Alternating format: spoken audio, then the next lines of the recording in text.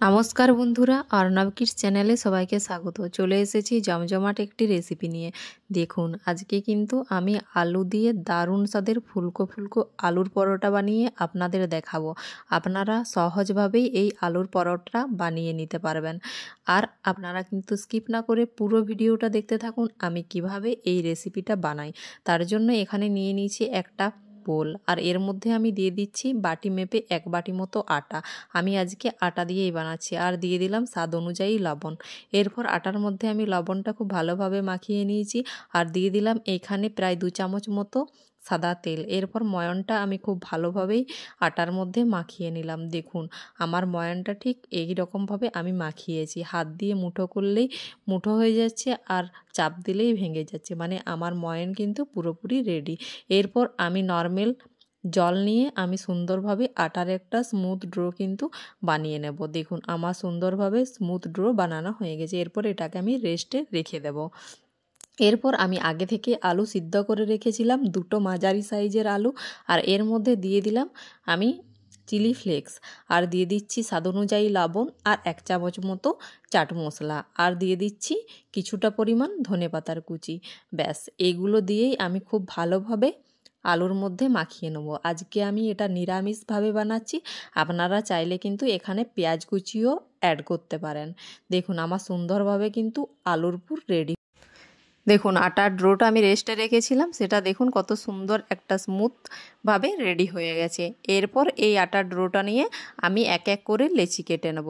দেখুন, আমি ঠিক এরকমভাবে পরোটার সাইজ করে লেচিগুলো কিন্তু কেটে নিলাম। আমার লেচিগুলো রেডি হয়ে গেছে। এরপর এখান থেকে একটা লেচি নিয়ে আমি আগে বাটি বানিয়ে নেব পুর ভরার জন্য। দেখুন, সুন্দরভাবে 2টো আঙুল দিয়ে আমি গোল মতো করে একটা বাটি বানিয়ে নিলাম। এরপর আমি যে আলুর পুরটা রেডি করে রেখেছিলাম, সেই আলুর পুরটা এখানে দিয়ে আমি লেচির মুখটা বন্ধ করে দিলাম। দেখুন, সুন্দরভাবে কিন্তু আমি মুখটা বন্ধ করে দিয়েছি। আমার কিন্তু পুর ভরা রেডি হয়ে গেছে। এরপর হাতে করে আমি একটু ঘুরিয়ে নিলাম। আমি আগে থেকেই কিচেন স্ল্যাব কিন্তু সুন্দরভাবে পরিষ্কার করে রেখেছি, আর এর মধ্যে অল্প পরিমাণে আটা কিন্তু আমি ছড়িয়ে দিলাম। এরপর একটা ড্রো নিয়ে আমি সুন্দরভাবে আটার গায়ে মাখিয়ে নিলাম। দেখুন, এরপর আমি পরোটার আকার করে মেলে নিচ্ছি, মানে আমি গোলভাবেই কিন্তু আলুর পরোটাটা বেলে নিলাম। দেখুন, সুন্দরভাবে কিন্তু আলুর পরোটা আমার কিন্তু বেলাও হয়ে গেল।